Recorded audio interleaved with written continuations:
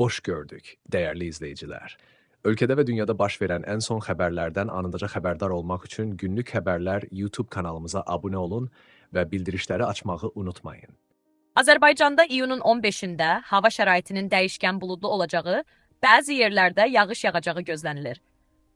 Bu barədə Milli Hidrometeorologiya Xidməti məlumat verib. Milli Hidrometeorologiya Xidmətinin məlumatına əsasən, Bakıda və Abşeron yarımadasında hava şəraitinin dəyişkən buludlu olacağı, əsasən yağmursuz keçəcəyi gözlənilir.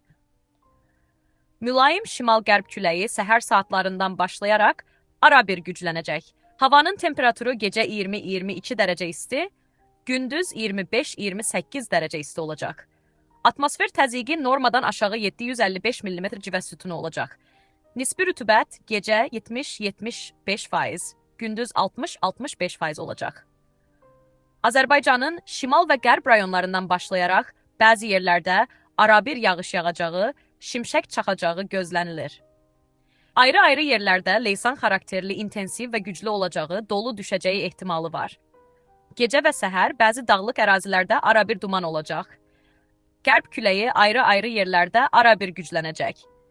Havanın temperaturu gecə 18-23 dərəcə isti, gündüz 29-34 dərəcə isti, dağlarda gecə 8-13 dərəcə isti, gündüz 15-18 dərəcə isti olacaq. Günlük Xəbərlər YouTube kanalımıza abunə olmağı və videonu bəyənməyi unutmayın.